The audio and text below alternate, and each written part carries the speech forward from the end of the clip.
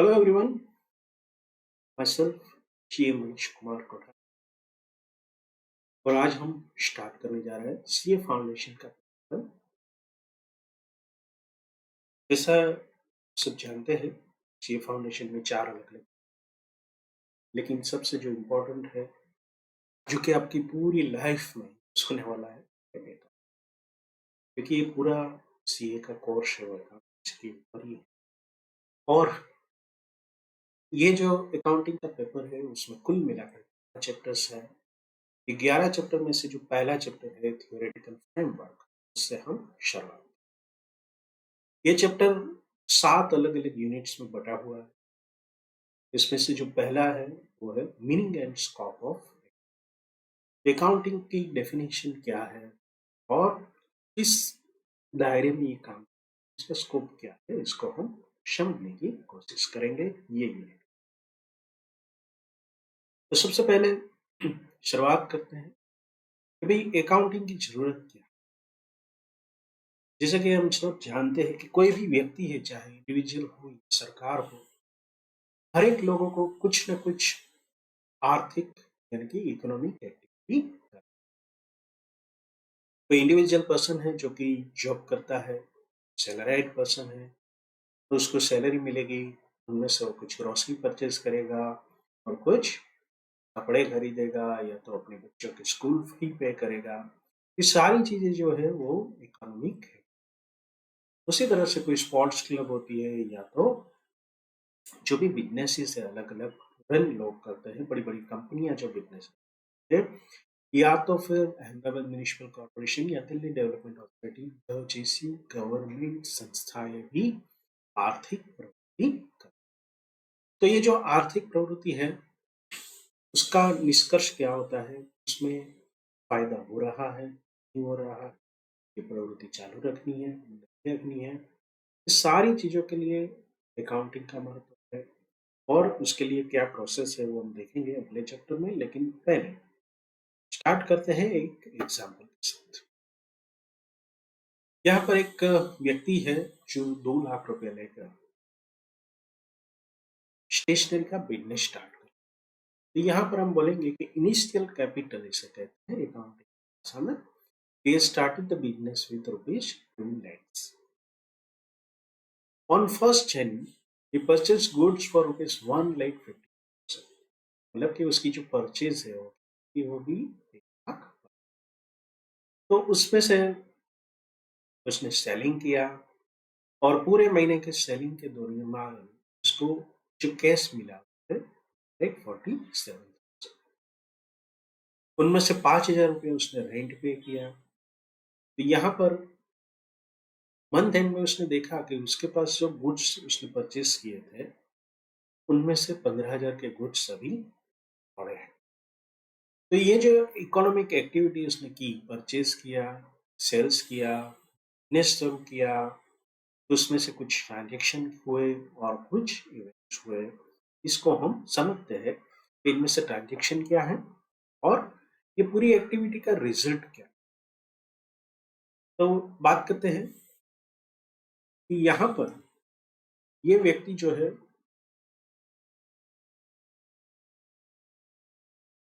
उसने कैश के साथ जो बिजनेस स्टार्ट किया वो 2 लाख रुपीस का था।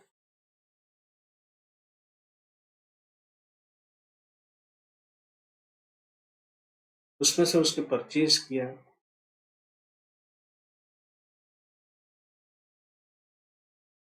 1 लाख।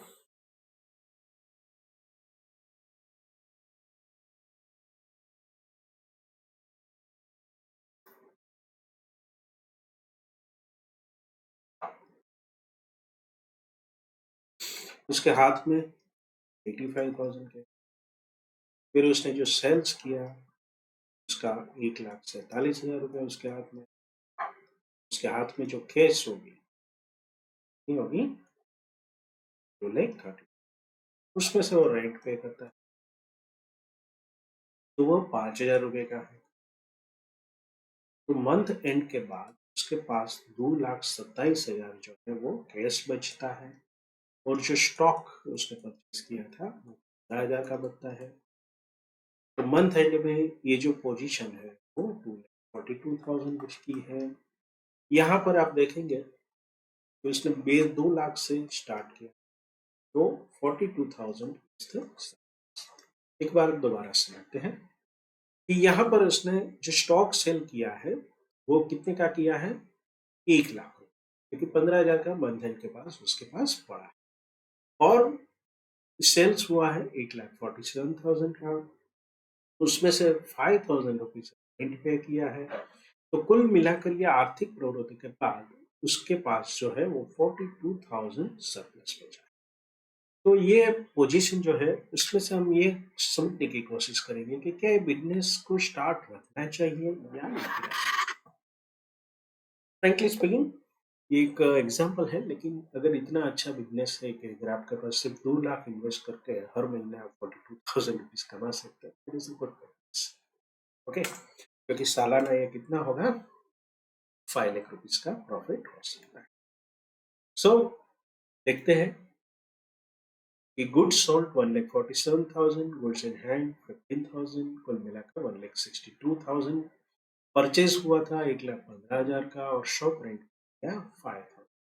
तो यहाँ पर जो 42,000 प्रॉफिट हुआ उसे हम इवेंट्स करें। दूसरा, जब बिजनेस स्टार्ट हुआ कैपिटल से, it was also an event. Transaction कौन से रहे, परचेज 1,15,000 की, सेलिंग 1,47,000 की, रेंट पेमेंट 5,000 की। तो ये सारे जो थे वो ट्रांजेक्शन थे। तो हमें अकाउंटिंग में करना क्या, हमने दो चीजें समझी यहाँ पर। एक तो क्या होता है, रेंट जो या तो सैलरी वगैरह सबका पेमेंट करते हैं वो ट्रांजेक्शन किस तरह से होता है, और दूसरी मंथ एंड में या तो ईयर एंड में जो भी घटती है उसको हम पेमेंट्स कहते हैं। अब शुरू करते हैं meaning of account. Meaning of accounting क्या है, तो इसके लिए बहुत सारे लोगों ने अलग अलग डेफिनेशन दी है, लेकिन पूरे विश्व में जो मान्य डेफिनेशन है वो American institute of certified public account उन्होंने दी है। उन्होंने ये फॉर डेफिनेशन 1961 में बनाई थी। इसके हर एक शब्द को हमें समझना है, क्योंकि each word has its own meaning, उसका अपना मीनिंग है, उसका अपना। Accounting is the art of, सबसे पहली बात यह है, ये आर्ट है और ये साइंस नहीं। मतलब कि साइंस जो होता है वो हमेशा एग्जिट होता है, 2+2 इज ऑलवेज ए 4। अकाउंटिंग में हम वो सारी चीजें करेंगे, लेकिन ये आर्ट क्यों है वो आगे जाके हम देखेंगे, क्योंकि बहुत सारी चीजों के अंदर हमें कुछ एज्यूम करना, इसीलिए इसे exact science. Accounting is the art of recording. Recording का मतलब क्या है, आपने पिछले एग्जाम्पल में देखा कि बहुत सारे ट्रांजेक्शन हुए, सेल हुआ, परचेज हुआ, रेंट पेमेंट हुआ, तो उसका कहीं ना कहीं हमें लिख कर नोट रखना, इसको हम क्या कहेंगे, रिकॉर्डिंग कहेंगे। रिकॉर्डिंग कैसे होगा, पहले लोग जो है वो पेन पेपर का इस्तेमाल करते थे, आज भी बहुत सारे लोग करते हैं, लेकिन डिजिटली अब कंप्यूटर के आ जाने से हम सारी चीजें को रिकॉर्डिंग कहाँ करते हैं। लेकिन एक बात आपको बता दूं, पेन और पेपर की जो भी चीजें हैं उसी का डिजिटाइजेशन हुआ, मतलब हमारे पूरे अभ्यास के दौरान हमें पेन और पेपर का यूज करना है। अब जो भी श्रम करेंगे आपकी कॉपी बुक में करेंगे, वही चीजें आपको एग्जाम में पेपर में लिखनी है। तो ये सारी चीजें जो है वो पेन पेपर में होगी, वही कंप्यूटर होगी, और इसको हम रिकॉर्डिंग करेंगे। दूसरी चीज है क्लासीफाई। तो यहाँ पर आपने देखा कि हर एक ट्रांजेक्शन का अपना एक नेचर होता है। जैसे कि मैंने कोई गुड्स लिया है तो उसे मैं परचेज करूंगा, परचेज करने के बाद जब मैं उसको कुछ दूसरे लोगों को पैसे के लिए देता हूँ, उसको हम क्या कहते हैं, सेल्स। तो हर एक ट्रांजेक्शन को हमें sales, purchase, capital transaction, revenue transaction इस तरह से क्लासीफाई। And summarising. समराइजिंग का मतलब क्या है कि समान नेचर के ट्रांजेक्शन को हम, आपको एक एग्जांपल दें, कि भई बहुत सारे ट्रांज़ैक्शन है। मान लीजिए कि आप रिलायंस के स्टोर में, वहाँ पर एक दिन में 1000 कस्टमर आते हैं, सबका सेल्स होता है। तो क्या वहाँ के जो अकाउंटेंट है, वो हर एक चीज़ों को अलग-अलग जगह से बुक कीपर जो होते हैं, वो ट्रांज़ैक्शन की एंट्री करेंगे।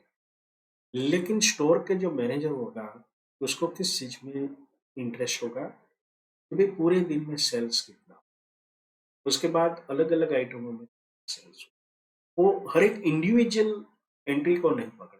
क्या करेगा कि दिन में चलो 50,000 का सेल हुआ है, तो 5 लाख का सेल हुआ है। तो इसके लिए हमें समराइज़ करना पड़ता है। ये summarising in a significant manner and in terms of money बहुत ही इम्पोर्टेंट चीज़ है इन टर्म्स ऑफ मनी। जो ट्रांज़ैक्शन हम पैसों में डिफाइन कर सकते हैं, मेज़र कर सकते हैं, वही अकाउंटिंग में एंट्री करेगा, दूसरी ट्रांज़ैक्शन नहीं। ट्रांज़ैक्शन एंड इवेंट्स जो पिछले एग्ज़ाम्पल में हमने समझा, कौन से ट्रांज़ैक्शन है, कौन से इवेंट्स है, which are in part at least of a financial character. मतलब कुछ हद तक उसमें कुछ ना कुछ फाइनेंशियल नेचर होना चाहिए। फाइनेंशियल का मतलब इकोनॉमिक की या तो उसके related with the money and interpreting the results that of. Interpretation का मतलब क्या है कि पोजीशन को देखना है। पिछले एग्जांपल में हमने क्या देखा कि भाई 42,000 वाज द सरप्लस, मतलब ये बिजनेस करने लायक है या नहीं है। ये निष्कर्ष हम कहाँ करें, कैसे करते हैं, इसको हम interpretation. So this is the definition.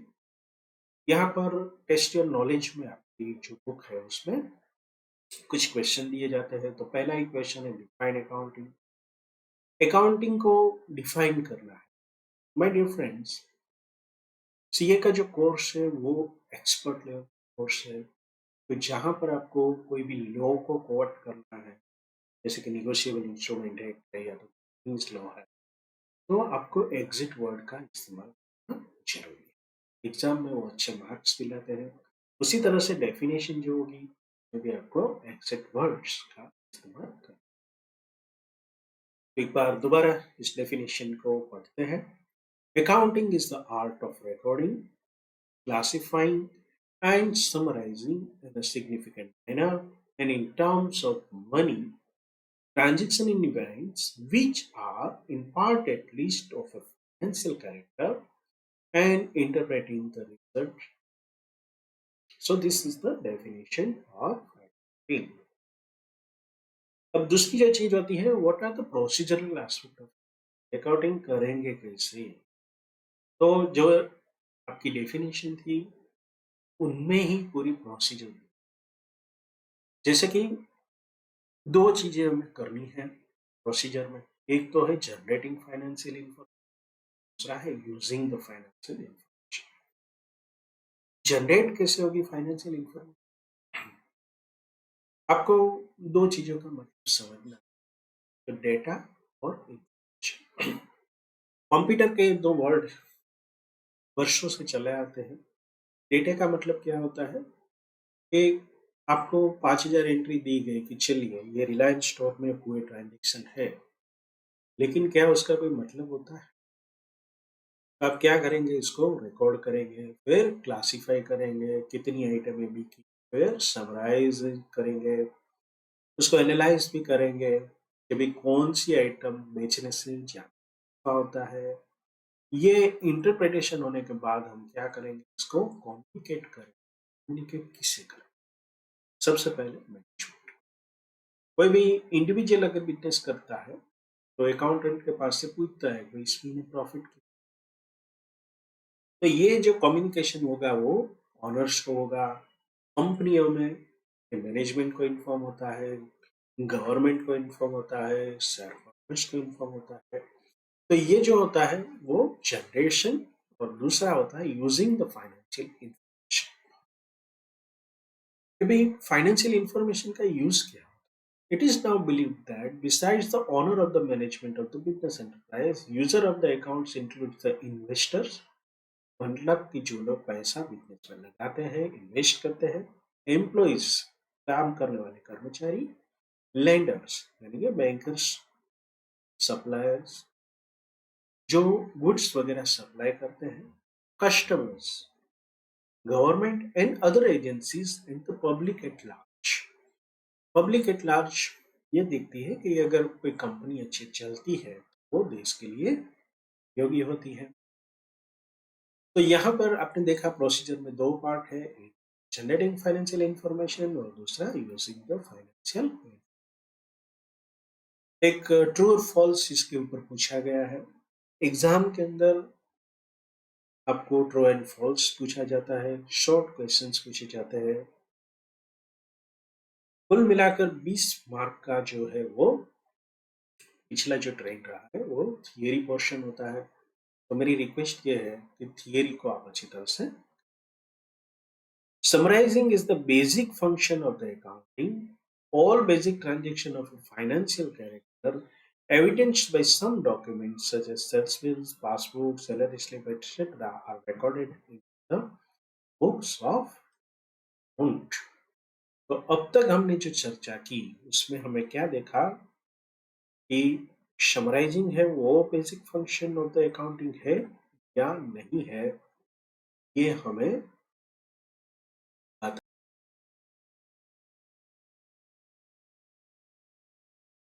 So basically जो बेसिक फंक्शन होता है अकाउंट का वो क्या होता है, तो समराइजिंग जो है वो है रिकॉर्डिंग के बाद यूजर के लिए जो इंफॉर्मेशन होता है वो कलेक्ट करने के लिए हम जो प्रोसीजर करते हैं वो सभी उसमें आएगी। तो हमें ये जो ट्रू एंड फॉल्स है वो उसका आंसर क्या है।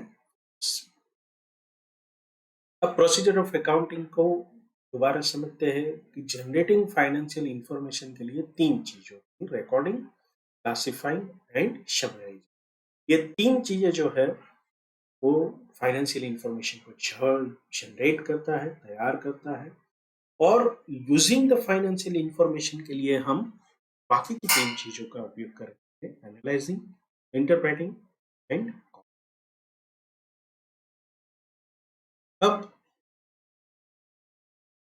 अकाउंटिंग जो है वो एक सोशल साइंस की तरह इस तरह से उसका एवोल्यूशन हुआ उसको हम समझते हैं, ये हिस्टोरिकल चीजें हैं। सबसे पहले जो है वो जहाज के ऊपर जो स्टुअर्ड्स होते हैं वो उसके कर्मचारी होते हैं, वो जहाज में आए लोगों के पास से कुछ ना कुछ रेंट ले मतलब चार्ज वसूल करते थे और कार्गो अगर लेते तो उसके लिए पैसे लेते थे।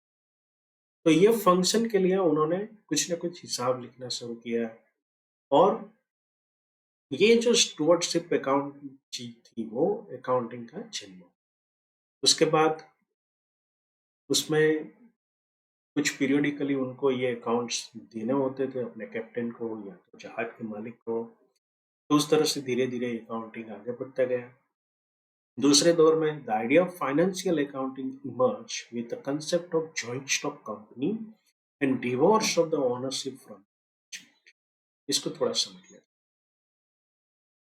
पहले ये माना जाता था कि भाई बिजनेस और जो मालिक है दोनों एक चीज है, लेकिन धीरे धीरे इस दोनों को अलग कर हम यूनिट 2 में पूरा इसको डिटेल में समझेंगे एंटिटी कंसेप्ट में।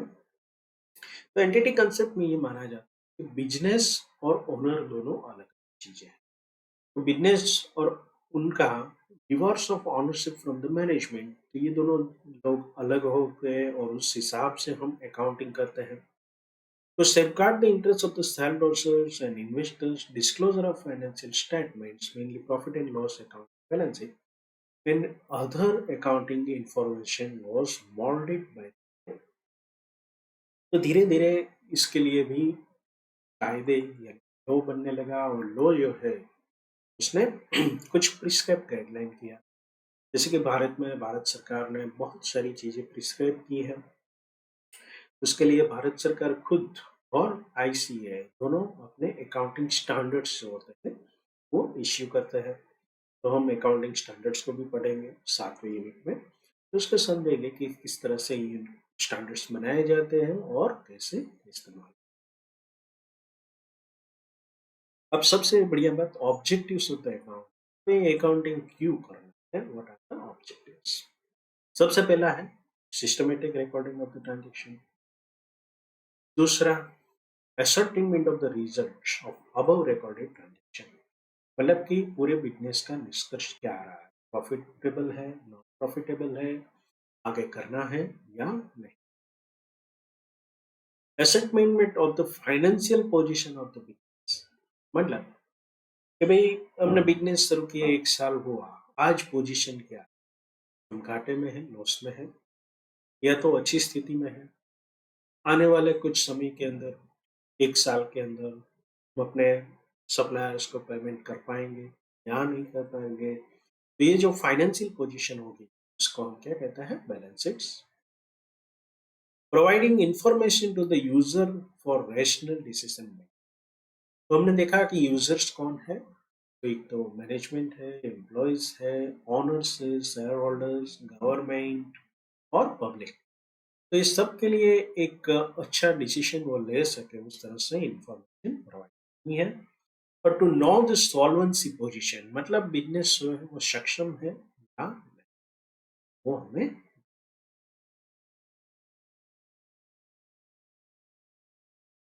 An overview of the objectives of the accounting is depicted in the chart given below। तो यहाँ पर आप देखेंगे कि systematic recording of the transaction में कितनी चीजें आएगी, बुक कीपिंग आएगा, जर्नल आएगा, लेजर आएगा and trial balance.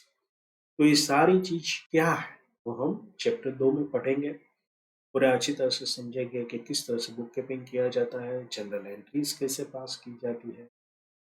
एसरटेनमेंट of the results में हम manufacturing and trading profit and loss account को बनाएंगे, ये बिजनेस जो है प्रॉफिटेबल है या नहीं। फाइनेंशियल पोजीशन कैसे पता चलेगी, इसे क्या पता चलेगा। और communicating information to various users कैसे करेंगे, तो उसके लिए हमें फाइनेंशियल रिपोर्ट्स जो है वो सबमिट करना होता है गवर्नमेंट को और बड़ी बड़ी कंपनियों को। ये जो रिपोर्ट्स है वो अपनी एनुअल जो मीटिंग होती है उसमें वो रखते हैं, पब्लिक को बताता है, न्यूज़पेपर में पब्लिश करवाते हैं और अपनी वेबसाइट पर रखते हैं ताकि जनरल पब्लिक से देखे। यहाँ पर एक और ट्रू एंड फॉल्स है। Balance sheet shows the position of the business on the day of its preparation and not on the future date। तो ये सही है, ट्रू है कि बैलेंस शीट जो है वो किसी एक दिन का आपको वो व्यू देगा, आने वाले फ्यूचर में क्या होगा वो बैलेंस शीट में। Now the functions of the account, accounting के फंक्शंस क्या है। तो सबसे पहला है मेजरमेंट। मेजरमेंट जो है, accounting measures past performance of the business entity and depicts its current financial position. मतलब अकाउंटिंग में जिस तरह से आप रिकॉर्डिंग करते गए हर ट्रांजेक्शन को, तो 1 साल के बाद जब आप देखते हैं, जैसे कि भारत में साल जो होता है वो शुरू होता है 1 अप्रैल से और साल पूरा होता है 31 मार्च को। तो 31 मार्च को आप देखेंगे कि भाई बिजनेस में क्या परफॉर्म हुआ है, प्रॉफिट हुआ है, लॉस हुआ है, और आज की तारीख में पोजीशन जिसे हम ले सकते हैं। दूसरा है forecasting. Forecasting accounting helps in forecasting future performance and financial position of the enterprise using past data and analysis trends। यहाँ पर जो फोरकास्टिंग होगा वो शॉर्ट टर्म में 2 3 4 5 साल के लिए होगा, और उस दौरान बिजनेस कैसे परफॉर्म कर सकता है उसका आकलन किया जा सकता है एक असेसमेंट के। डिसीजन मेकिंग सबसे इम्पोर्टेंट चीज, अगर बिजनेस प्रॉफिटेबल है तो रखना है, अगर प्रॉफिटेबल नहीं है तो पैसे वेस्ट करने की आवश्यकता नहीं है। लेकिन कुछ प्रवृत्तियां ऐसी होती हैं जैसे कि एनजीओस है, उसमें हो सकता है कि कोई प्रॉफिट ना हो, सर्विस ना हो, तो फिर भी ये प्रवृत्तियां चालू रखनी होती है। तो उसके लिए अकाउंट में डिसीजन मेकिंग जो है वो, accounting provides relevant information to the user of the accountants to aid rational decision making। Decision making के लिए ये हमें information provide comparison and evaluation. अब सबसे इम्पोर्टेंट चीज ये है कि भाई आप जो काम कर रहे हो वो दूसरे लोग भी तो करते होंगे। ये तो आपने आज इस साल में जो काम किया, पिछले साल आप किस तरह से काम करते थे। आज मान लो आपका प्रॉफिट 5,000 रुपया है, पिछले साल आपका प्रॉफिट 4,000 था, तो आपने परफॉर्मेंस अच्छा किया है। लेकिन पिछले साल आपका 10,000 प्रॉफिट था और आज साल आपका प्रॉफिट 8,000 है, तो उसका मतलब क्या है, तो परफॉर्मेंस बिगड़।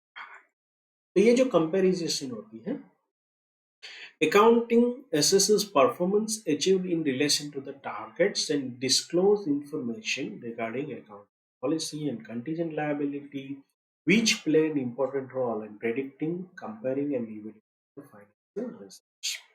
मतलब अकाउंटिंग जो है वो हमें इंफॉर्मेशन बताता है कि जो भी बिजनेस में पॉलिसियाज थी और उसकी जो लायबिलिटीज वगैरह क्या है, वो किस तरह से पिछले साल के साथ कंपेयर हैं या इंडस्ट्रीज में दूसरी ऐसी इंडस्ट्रीज जो उसके साथ कंपेयर।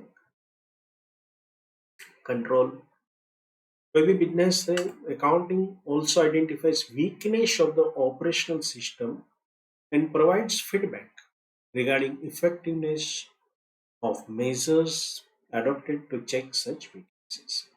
मतलब कोई बिजनेस के अंदर कोई ठीक तरह से काम नहीं हो रहा, या तो कोई कानून को तोड़कर हो रहा, या मान लो कि आपने तय किया है पर्सनल तौर पर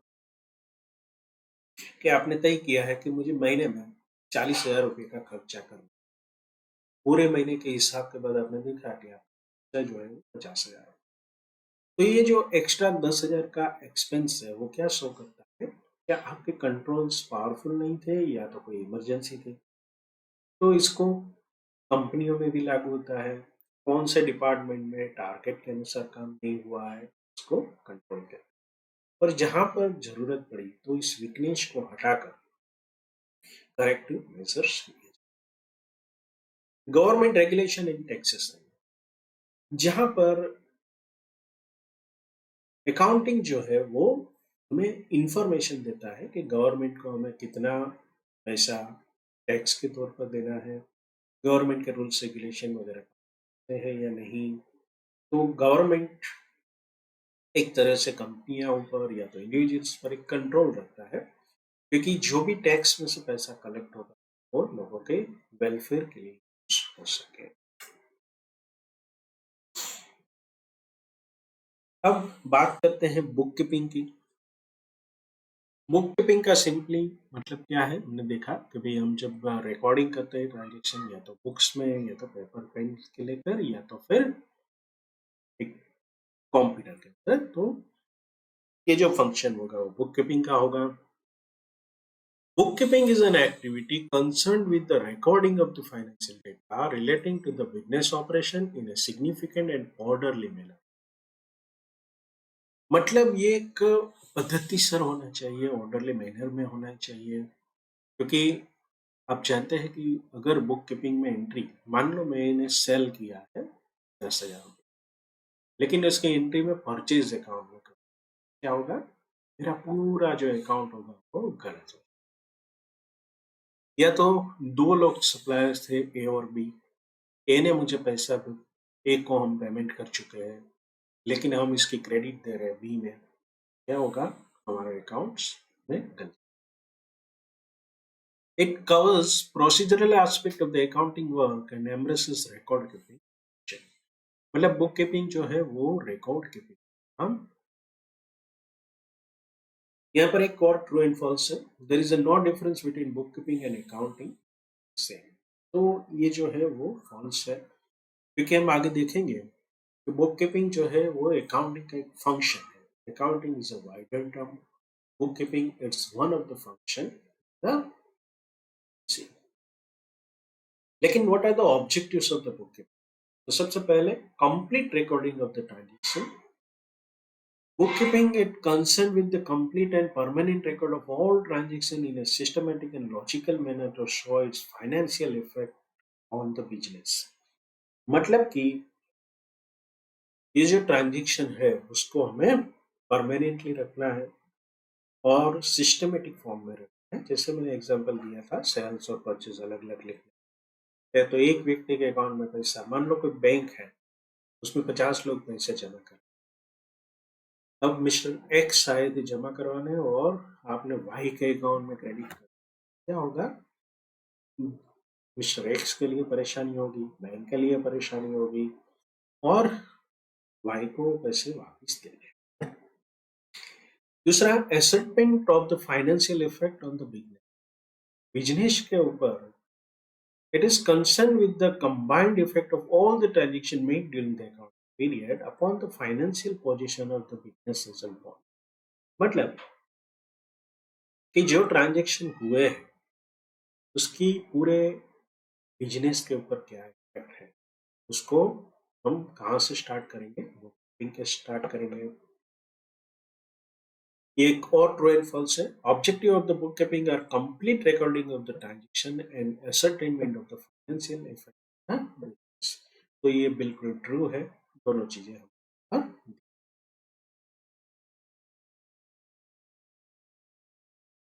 अब what is the difference between the book keeping and account, इसको हम देख लेते हैं।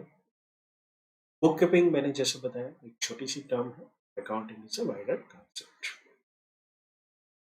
Bookkeeping, it's a process concerned with the recording of the transaction, जबकि accounting है it's concerned with summarizing of the right transaction।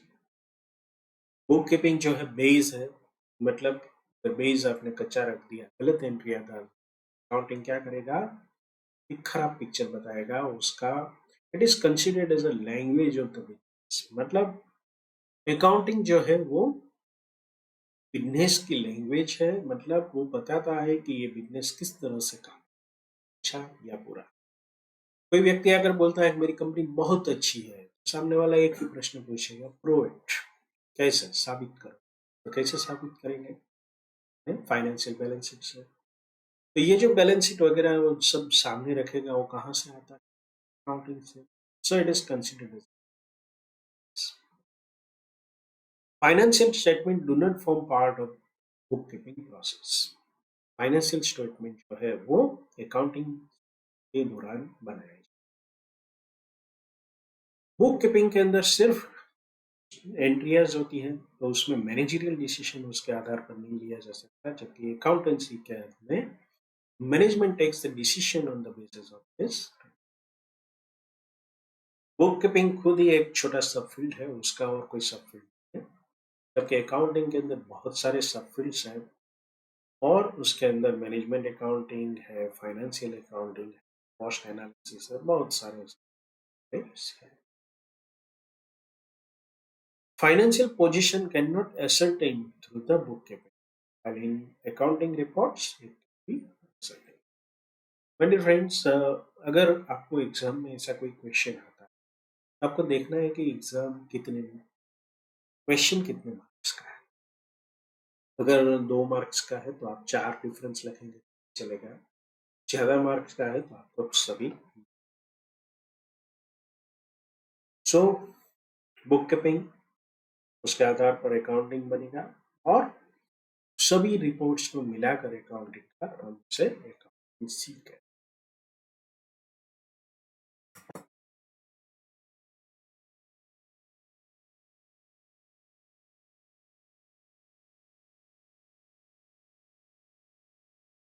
बात करते हैं सब फील्ड्स ऑफ अकाउंट।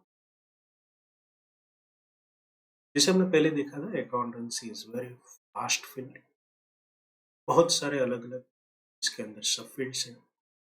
पहला जो है वो है financial account. It covers the preparation and interpretation of financial statements and communication to the user of the, मतलब ये जो है वो जर्नल एंट्री से लेकर ट्रायल बैलेंस, बैलेंस शीट बनाना, प्रॉफिट लॉस बनाना और यूजर्स को प्रोवाइड करना, ये सारी गतिविधियां फाइनेंशियल अकाउंट में आती हैं और मेजोरिटी इसी के साथ हम आगे भी वर्क रहे। दूसरा जो फील्ड है वो है मैनेजमेंट अकाउंटिंग। ये जो है it's concern with the internal reporting to the managers of a business unit. कोई बहुत बड़ा बिजनेस है, मान लीजिए कि स्टेट बैंक ऑफ इंडिया। तो स्टेट बैंक ऑफ इंडिया की बहुत सारी ब्रांचेस हैं, पूरे देश में फैली हुई है। तो उसके लिए मैनेजमेंट को रिपोर्ट्स चाहिए। तो एक पूरा सिस्टम डेवलप किया गया है कि रोज शाम को मैनेजमेंट को ये पता चले कि भी कितना आज बिजनेस बढ़ा है, कितनी लॉन्स नई दी है, कितनी रिकवरी आई है। तो ये जो सारे एस्पेक्ट है वो मैनेजमेंट अकाउंटिंग के अंदर आएंगे। तीसरा है cost account. The process of accounting for cost, which begins with the recording of income and expenditure or the basis on which they are calculated, and ends with the preparation of periodical statements and reports for ascertaining and controlling cost. कोई manufacturing unit है, मान लीजिए कि Tata Motors है, वो अपनी car बना, तो वो लोग हमेशा ये चीज देखते रहेंगे, इस कार को क्वालिटी कैसे इंप्रूव हो, लेकिन कॉस्ट कैसे कम। कोई ऐसा मटेरियल हो जो रिप्लेस करने से क्वालिटी भी बढ़ेगी और कॉस्ट कम होगी, तो इसको पूरा कॉस्ट अकाउंटिंग है। इट इज ऑल्सो सब फील्ड ऑफ अकाउंटिंग। जैसा हम सब जानते हैं कि भाई कॉस्ट अकाउंटेंट जो है वो एक सेपरेट एजुकेशन की स्ट्रीम है, और खास करके सीए के साथ कॉस्ट अकाउंटेंट जो है वो इम्पोर्टेंस उसका बढ़ रहा है, और वो भी बहुत सारे ऑडिट वगैरह हेल्पफुल हो सकते हैं। अब जो नए कंसेप्ट आ रहे हैं अकाउंटिंग में, जो बिजनेस है वो सिर्फ प्रॉफिटेबिलिटी के लिए, जिस समाज में ऑपरेट कर रहा है, जिस कंट्री में ऑपरेट कर रहा है, उसके लिए वो क्या कर रहा है, तो उसके लिए सोशल रिस्पॉन्सिबिलिटी अकाउंटिंग जो है वो it's concern with the accounting for social cost incurred by the enterprise and social benefits created। मान लीजिए कि पेप्सी और कोका कोला वो भारत में उसका मैन्युफैक्चरिंग कर, तो उसके लिए कितना पानी कंज्यूम होता है, और वो जो अपना वेस्ट होता है, इंडस्ट्रियल वेस्ट, वो पानी में डालते हैं तो कितना कंटेमिनेशन, यानी कि पानी कितना खराब होता है। तो ये सारी जो चीजें हैं वो सोशल रिस्पॉन्सिबिलिटी अकाउंट है, और आने वाले दिनों में इसका इम्पोर्टेंस बढ़। एक और कंसेप्ट है कि business is not only the sale and purchase, but businesses consist of the human resources which are working to the price. Human resources accounting is an attempt to identify, quantify, and report investment made in human resources of an organization. They are not presently accounted for under conventional accounting. मतलब कि अभी accounting के अंदर हम human factor का कोई ही role नहीं होता है, उसके कहीं पर भी नोटिंग नहीं होती है। लेकिन ये जो कंसेप्ट है वो भी इम्पोर्टेंस गेन कर रहा है कि आने वाले दिनों के अंदर एक सेपरेट आपको ह्यूमन रिसोर्स का अकाउंटिंग मिलेगा, कि भाई जो लोग काम कर रहे हैं वो किस तरह से यहाँ पर काम करते हैं, और उसका नॉलेज लेवल क्या है, एक्सपर्टाइज क्या है, उसका भी हिसाब। यहाँ पर एक टेस्टेड नॉलेज का क्वेश्चन है, what are the sub fields of accounting. इसको इससे भी पूछा जा सकता है कि what are the branches of the accounting. तो इसमें आप दे सकते हैं financial accounting, management accounting, cost accounting, social responsibility accounting and human resources.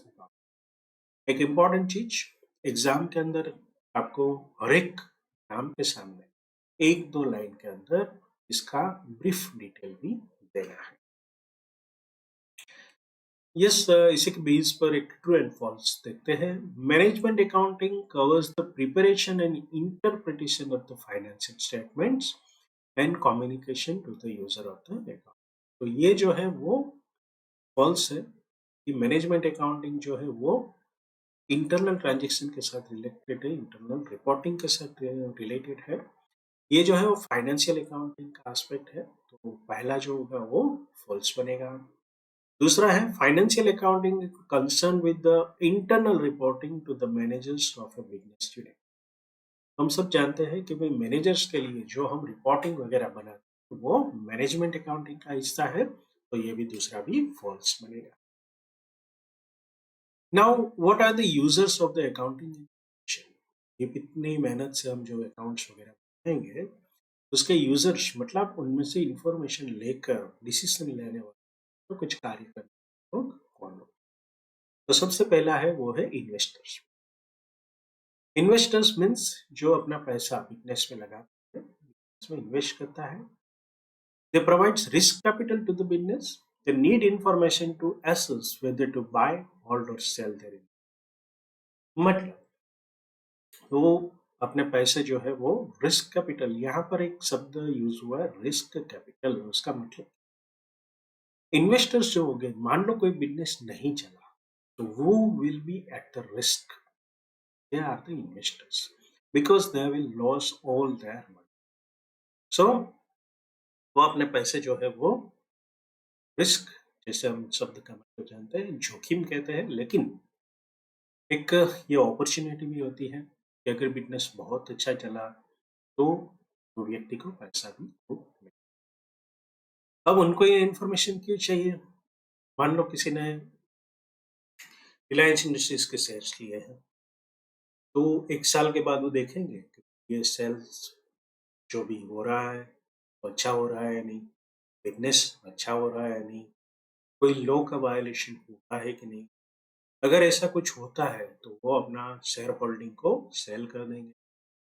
पर उसको लगेगा कि नहीं कंपनी अच्छी चल रही है, तो होल्ड करेंगे, या तो उनको प्रॉफ़िट मिल रहा है, तो वो उसको सेल भी कर सकते हैं। दूसरे जो यूज़र्स हैं, वो एम्प्लॉइज़ हैं। एम्प्लॉइज़ क्यों जानना चाहते हैं कि बिज़नेस कैसा चल रहा है? Growth of the employees is directly related to the growth of the organisation.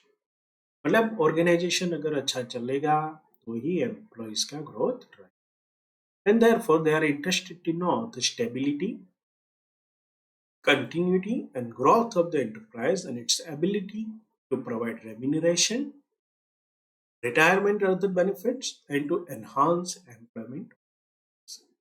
अगर बिजनेस अच्छा चल रहा है तो रेम्यूनरेशन यानी कि सैलरी मिलती रहेगी। अगर बिजनेस अच्छा चला तो रिटायरमेंट बेनिफिट्स अच्छे मिलेंगे और दूसरी सुविधा अच्छी।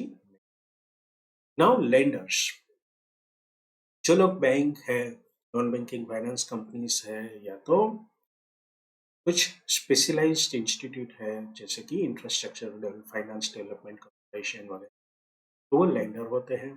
दे are interested to know whether the loan principal and interest will be paid back in due. इसको समझते हैं कि मान लो स्टेट बैंक ऑफ इंडिया ने टाटा मोटर्स को लोन दिया है 10,000 का, वो ये देखेंगे कि भाई ये बिजनेस चल रहा है ठीक से, क्या वक्त पर वो हमारी इंस्टॉलमेंट वापस कर पाएंगे या नहीं कर पाएंगे, ये जो संस्था है उसमें कैपेसिटी है कि वो हमारा या। So lenders are also interested. Lenders को ये सारी इंफॉर्मेशन कहाँ से मिलेगी? स्टेटमेंट्स में। So they are the user of the accounting. Now suppliers and creditors. Supplier क्या है और क्रेडिटर्स क्या है, इसको समझ लेते हैं। बिजनेस में रॉ मटेरियल आपको परचेस करना है या तो बहुत सारी चीजें आपको परचेस करनी है, तो वो आपको सप्लायर्स जो होते हैं वो सेल करेंगे। तो वो लोग क्यों देखना चाहते हैं? अगर कैश पेमेंट आप कर देते हैं तो उनको आपके बैलेंस शीट देखने की आवश्यकता नहीं है, लेकिन वो ये देखना चाहते हैं कि अगर हमने उसका उधार रखा, क्रेडिट पे दिया, तो क्या हमारा पैसा वापस आएगा या नहीं। They are also interested to know the ability of the enterprise to pay the dues that helps them to decide the credit policy for the relevant concern, rates to be charged on so on। अगर कोई बहुत बड़ा purchaser है और bulk में quantity में लेता है, जैसे कि वॉलमार्ट का एग्जांपल है। मान लीजिए वॉलमार्ट जो है अमेरिका की सबसे बड़ी चेन है रिटेल की, तो वे लोग क्या करते हैं कि जीन्स परचेस करेंगे तो एक दो नहीं परचेस करते हो, क्या करते हैं 1 लाख 2 लाख की क्वांटिटी परचेस करते हैं। उनके जो सप्लायर होते हैं वो उनको स्पेशल डिस्काउंट देते हैं बल्क क्वांटिटी, तो उस तरह से वो अपने चार्जेस जो है वो सही करेंगे। So they are also interested in the financial information. यहाँ पर एक और क्वेश्चन है आपका, who are the users of the accounting information and what are the information needs. तो उनके लिए जो है, हर एक व्यक्ति के लिए अपना इंफॉर्मेशन क्या होता है, जैसे कि क्रेडिटर्स या तो लेंडर्स होते हैं, वो क्या देखेंगे कि भाई ये व्यक्ति, संस्था, एंटिटी के पास इतनी लिक्विडिटी है कि वो टाइम पर इंस्टॉलमेंट भर सकता है। एम्प्लॉयज क्या देखेगा कि लॉन्ग टर्म में मेरे रिटायरमेंट बेनिफिट वापिस आएंगे कि। इन्वेस्टर्स क्या देखेगा कि ये मैं जो इन्वेस्ट कर रहा हूँ उसमें मुझे शॉर्ट टर्म में पैसा वापस मिलेगा या लॉन्ग में मिलेगा। तो everybody has a different needs into the information. दूसरे हैं कस्टमर्स। अब कस्टमर्स क्यों इंफॉर्मेशन को देखना चाहिए।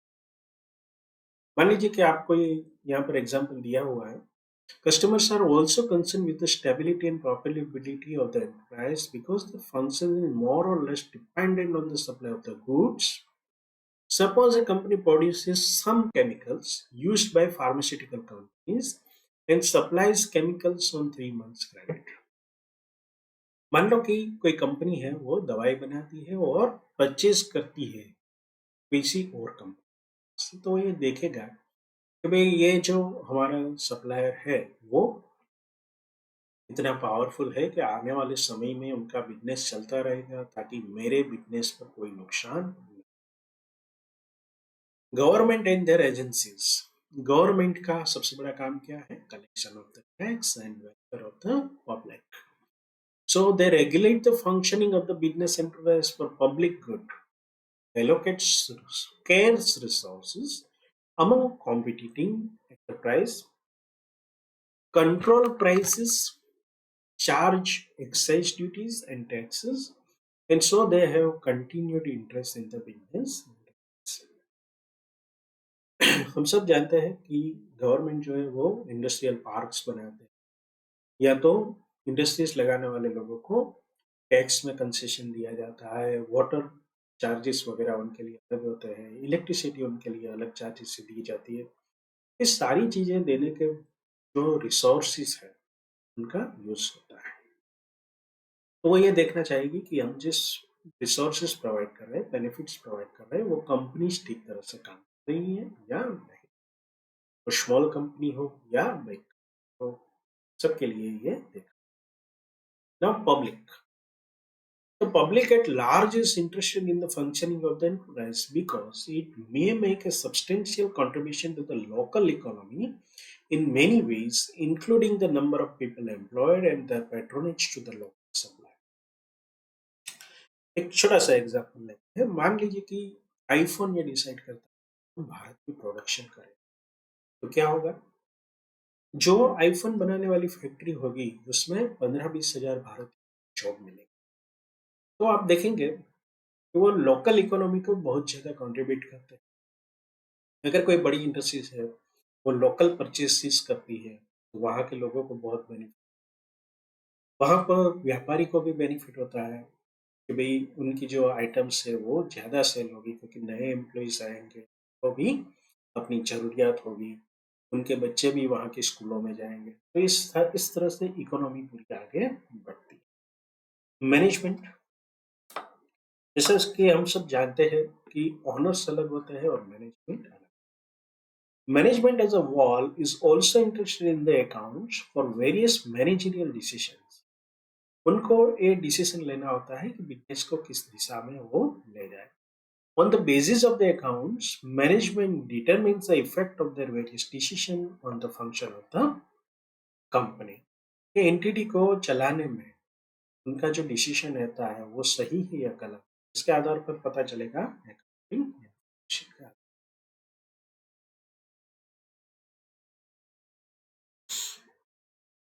यहाँ पर एक ट्रू एंड फॉल्स है। Customer of the business should not be considered as user of the accounts prepared by business. They are not interested to know performance of the business. तो ये फॉल्स है। अभी हमने देखा कि customer are also interested in the business of the. अब other discipline होती है, जैसे कि इकोनॉमिक्स है, स्टैटिस्टिक है, मैथमेटिक्स, लॉ एंड मैनेजमेंट। इसके साथ अकाउंटिंग का क्या है? तो ये जो है relationship of the accounting with other disciplines, यहाँ पर आपको कुछ शॉर्ट नोट या तो ब्रीफली डिस्क्राइब करने के क्वेश्चंस पूछे जाते हैं। एक क्वेश्चन है, discuss briefly the relationship of the accounting with the economy, statistic and law. और हम इसको डिस्कस कर, सबसे पहले बात करते हैं अकाउंटिंग एंड इकोनॉमिक्स की। Economics is viewed as a science of rational decision making about the use of the scarce resources. So, what are the resources for economy? जैसे कि लैंड हो गया, रोड एंड बिल्डिंग हो गया, water हो गया, electricity हो गया, ये सारी चीजें जो है, एयर पोल्यूशन, ये सब चीजें जो है वो इकोनॉमिक के अंदर एक रिसोर्स के तौर पर माना जाता है। और भारत के अंदर हमारे पास ये सारे रिसोर्सेज बहुत स्कैर्स है, क्योंकि हमारे पास पब्लिक इतनी है और उसके सामने रिसोर्सेस है वो लिमिटेड है। It is concerned with the analysis of the different use of the scarce resources for satisfying human wants. मतलब कि लोगों की जरूरियातों को पूरा करने के लिए रिसोर्सेज पर्याप्त है कि नहीं, वो इकोनॉमिक्स में देखा जाता है। दिस में B viewed either from the perspective of a single firm or of the country as a whole। तो यहाँ पर अकाउंटिंग जो है वो डायरेक्टली रिलेटेड, इकोनॉमिक्स को समझने के लिए आपके पास फिगर कहाँ से आए। अगर हम ये कहते हैं कि भारत के अंदर मैन्युफैक्चरिंग फर्म्स कितना प्रोडक्शन करता है, तो उसके फिगर्स कहाँ से मिले? तो उसके फिगर्स जो है वो इंडिविजुअल अकाउंटिंग में से सभी को जोड़कर एक अंदाजा लिया जाता है कि हमारा देश में ग्रॉस डोमेस्टिक प्रोडक्ट कितना। दूसरा है accounting and statistic. The use of the statistic in accounting can be appreciated better in the context of the nature of the जैसा कि हम सब जानते हैं कि अकाउंटिंग के अंदर बहुत सारा यूज होगा स्टैटिस्टिक का। क्यों होगा? क्योंकि हम बहुत सारी थियरी का यूज करते हैं। मान लीजिए कि कोई बिल्डिंग हमने परचेस किया है या तो बिजनेस ने परचेस किया है, तो उसकी प्रोबेबल लाइफ क्या रहेगी, क्योंकि हमें तो पता नहीं है कि फ्यूचर में कितने साल ये टिकेगा। तो वहां पर हम स्टैटिस्टिक का यूज करते हैं। इस तरह से कहीं भी मान लो कोई बैंक है, उसने लोन दिया है, तो ये देखेगा कि भी हमने 100 लोगों को लोन दिया, लेकिन वापिस कितने लोग ये लोन करेंगे। तो बैंक ये सोचता है, मान लीजिए कि 98% वापिस करेंगे, तो 2% दैट इज प्रोबेबिलिटी डिफॉल्ट। सो उस तरह से अकाउंटिंग और स्टैटिस्टिक जो वो लार्जली जुड़े हुए। Accounting information is very precise. It is exact to the last paisa. But for decision-making purpose, such precision is not necessary, and hence the statistical approximation are short। मतलब कि जैसे मैंने example दिया, bank में default का देखते हैं, उसी तरह से estimated life of the things देखते हैं। तो ये सारे स्टेटिस्टिकल कंसेप्ट के यूज यहाँ पर। अब कोई भी चीज होती है वो गवर्न होती है लॉज के द्वारा, उसके कुछ रेगुलेशन होते हैं। तो accounting and laws are very much related. Accounting हम सब जानते हैं ज्यादातर जो होता है वो बिजनेस पर्पस के लिए होता है। बिजनेस जो है वो लॉ के द्वारा गवर्न होता है। An economic entity operates with in a legal environment। All transactions with suppliers and customers are governed by the Sale of the Goods Act, the Negotiable Act, Instrument Act। इस तरह से the entity itself is created and controlled by the laws.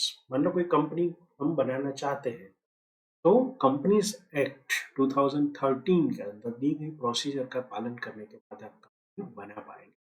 तो पूरी company का अस्तित्व जो है वो लॉ के द्वारा।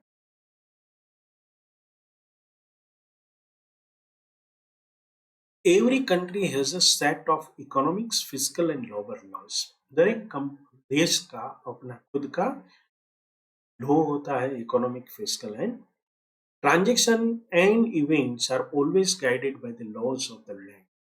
मतलब जो भी हम फाइनेंशियल ट्रांजेक्शन करेंगे वो देश के कानून के मुताबिक चलेगा।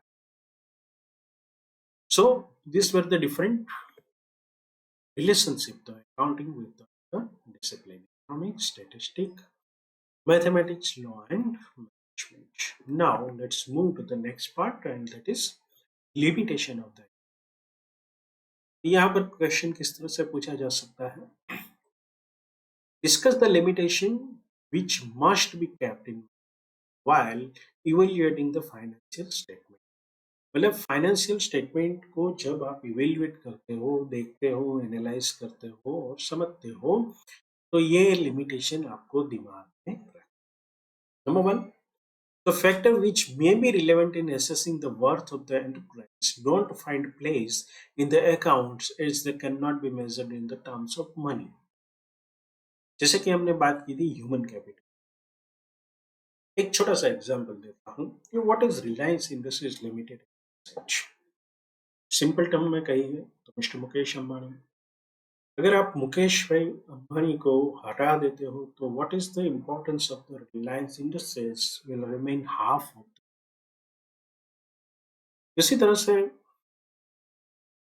कुछ चीजें ऐसी होती है जो बिजनेस के अंदर, मान लीजिए कि इंडियन रेलवे है, what the importance Indian railway has got, that is from the monopoly.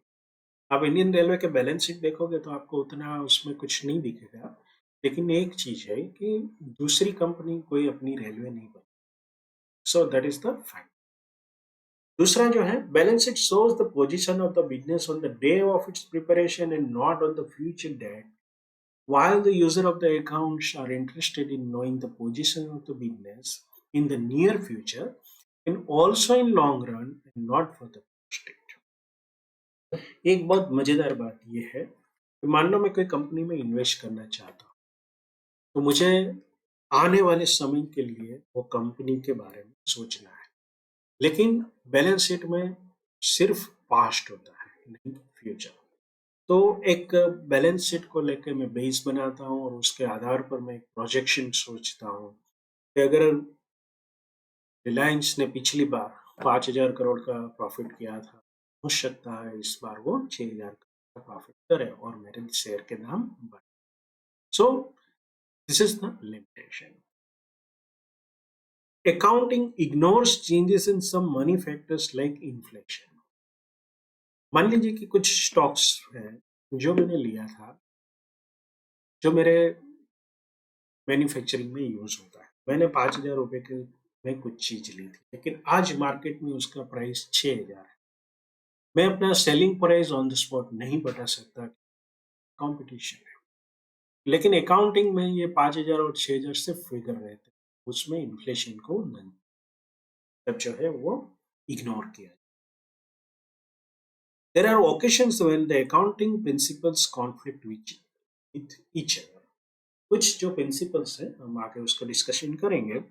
अभी अलग अलग प्रिंसिपल्स जो है अकाउंटिंग के वो आपस में कॉन्फ्लिक्ट करते हैं, तो वहां पर भी ये एक लिमिटेशन बन जाता है। Fifth point is certain accounting estimates depend on the sheer personal judgment of the accountant. For example, provisions for doubtful tax. कोई बैंक है ये सोचती है कि भाई हमारे कितने लोग डिफॉल्ट करेंगे, तो ये पूरा मैनेजमेंट की सोच होगी, हालांकि आरबीआई गाइडलाइन देता है। लेकिन कोई अगर व्यापारी है, छोटा व्यापारी है, तो वो सोचेगा तो उसके लिए कोई गाइडलाइन नहीं हो, तो वो अपने एक्सपीरियंस के आधार पर ये सोचेगा कि कितने लोग डिफॉल्ट करें। दूसरा, method of the depreciation adopted. जो हमने मेथड चूज किया है, दो अलग अलग प्रकार की मेथड्स बहुत फेमस है। एक स्ट्रेट लाइन मेथड होती है, दूसरी रिटन डाउन वैल्यू होती है। कौन सी उपयोगी होगी, तो उसके लिए ये हमें देखना पड़ेगा। सो certain expenditure is revenue expenditure and capital expenditure. भी कौन सा रेवेन्यू एक्सपेंडिचर है, कौन सा कैपिटल एक्सपेंडिचर है, वो भी एक तय करना होता है। Selection of the methods of the valuation of inventories and the list is quite long. यहाँ पर बहुत सारी चीजें हैं, लेकिन हम इतना समझ लेते हैं कि जहाँ पर जजमेंट की बात आती है, it is a limitation of the financial statement. Consider those assets which can be expressed in monetary terms. Human resources, although very important asset of the enterprise, are not shown in the balance. हमने already discuss किया रिलायंस के माध्यम से। Different accounting policies for the treatment of the same item adds to the probability of manipulation.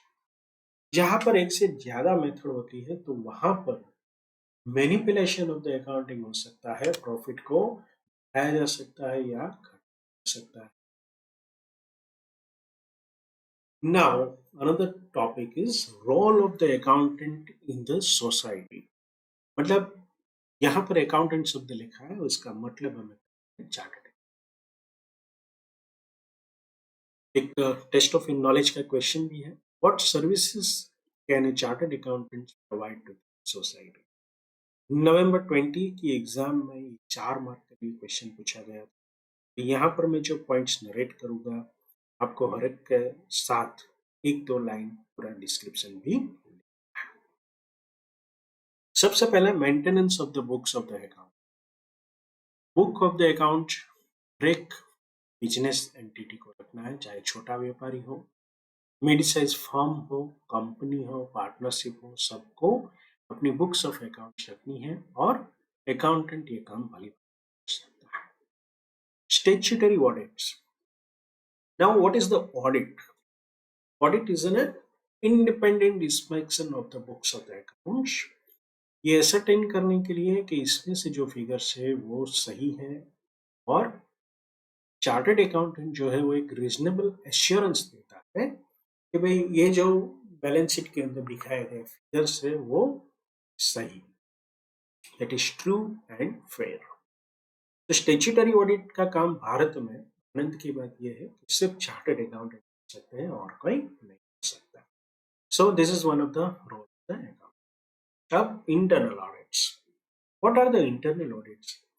तो internal audits ये होता है कि भी कोई कंपनी का मैनेजमेंट ये सोचता है कि भाई हमारा विस्तार बहुत बड़ा है।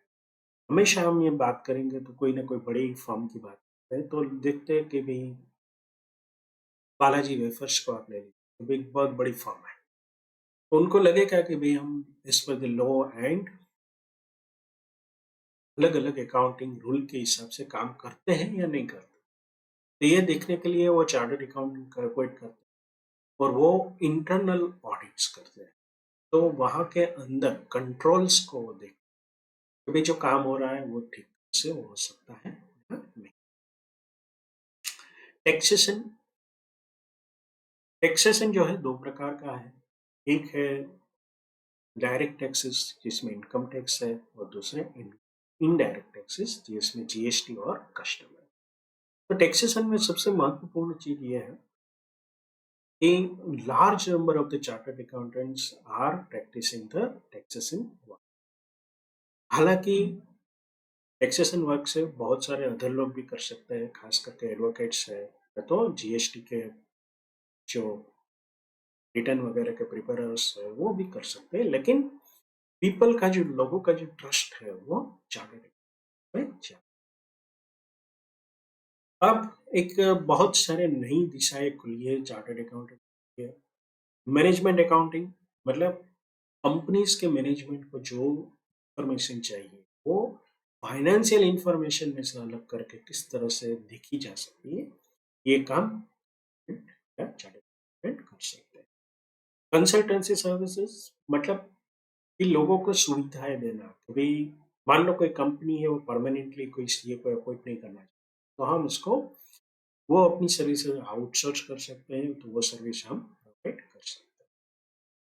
किसी को टैक्सेशन का काम हमसे नहीं करवाना है लेकिन सिर्फ गाइडेंस चाहिए, तो वो हम कंसल्टेंसी के मार्फत कर सकते हैं। अब और खास करके एक बड़ा रोल है वो है फाइनेंशियल एडवाइस का। तो हम लोगों को एडवाइस करते हैं, और इस मामले में एडवाइस करते हैं इन्वेस्टमेंट में। मतलब लोगों को हम बता सकते हैं कंपनी वगैरह का अभ्यास करके आपको कहाँ पे इन्वेस्टमेंट करना चाहिए, आपको कितना इंश्योरेंस लेना चाहिए, आपको बिजनेस एक्सपेंशन करना चाहिए या नहीं। मार्केट स्टडी और बिजनेस का पूरा प्रोफाइल देख के हम इसको ये गाइड कर सकते हैं कि बिजनेस को एक्सपेंशन करना है या नहीं करना चाहिए। इन्वेस्टिगेशन। मान लो कहीं फ्रॉड हुआ, जैसे कि सत्यम कंप्यूटर्स में फ्रॉड हुए थे, तो सीए जो है चार्टर्ड अकाउंटेंट को फॉरेंसिक ऑडिट का सौंपा जाता है कि आप इसको देखिए। फिर एक है पेंशन स्कीम्स। तो पेंशन स्कीम्स में खास करके पेंशन फंड्स जो होते हैं उसको हर महीने प्रोसेसिंग करना और उनको इन्वेस्टमेंट भी करना, उसकी जो एडवाइस है वो चार्टर्ड अकाउंटेंट्स प्रोवाइड कर सकते हैं। इसके अलावा इतनी सारी चीजें आईसीआई ने क्यों दे रखी है? अगर ये आपके दिमाग में आता है अच्छी बात है, क्योंकि यहाँ पर हमें इंस्टीट्यूट ये बताना चाहती है कि हमारा रोल जो होगा वो अब सिर्फ सीए की प्रैक्टिस से सीमित नहीं है। अब बहुत सारी चीजें कर सकते हैं और अलग अलग में। तो दूसरी जो हम सर्विसेज प्रोवाइड करते हैं क्या है, सेक्रेटरियल वर्क। जैसे कि कोई कंपनीज है, क्लब है, एसोसिएशन है, उनका पूरा सेक्रेटरियल वर्क माने उनकी कंपनी को, नई कंपनी का आपको रजिस्ट्रेशन वगैरह प्रोसेस करना, उसकी मीटिंग्स वगैरह हैंडल करना, ये सारी चीजें हम कर सकते हैं। शेयर रजिस्ट्रेशन वर्क, कोई बड़ी कंपनी है वो अपना शेयर के इश्यू लाना चाहती है तो वो इनिशियल पब्लिक ऑफरिंग वगैरह जो काम है वो हम कर सकते हैं। Company formation, in conjunction with the legal advisor, accountants help in the formation of the company or advise what they're doing. So यहाँ कंपनी को बनाने के लिए, फॉर्मेशन के लिए जो फॉर्मेट कर सकते हैं। Receivership, liquidation etcetera. बहुत बार ऐसा होता है कि कोई कंपनी जो है उसका लिक्विडेशन हो रहा है, कंपनी बंद होने जा रही है, तो एनसीएलटी यानी कि नेशनल कंपनी ट्रिब्यूनल ये काम जो है कोई चार्टर्ड अकाउंटेंट को सौंपेगी कि आप इसके लिक्विडेटर बने और पूरी कंपनी का वाइडिंग का प्रोसेस कीजिए। कहीं पर रिसीवरशिप जो है भी सिर्फ ये काम सौंपा जाता है कि आप ये कंपनी का जो वाइंड अप होता है उसका पूरा प्रोसेस को आप रिसीव कीजिए।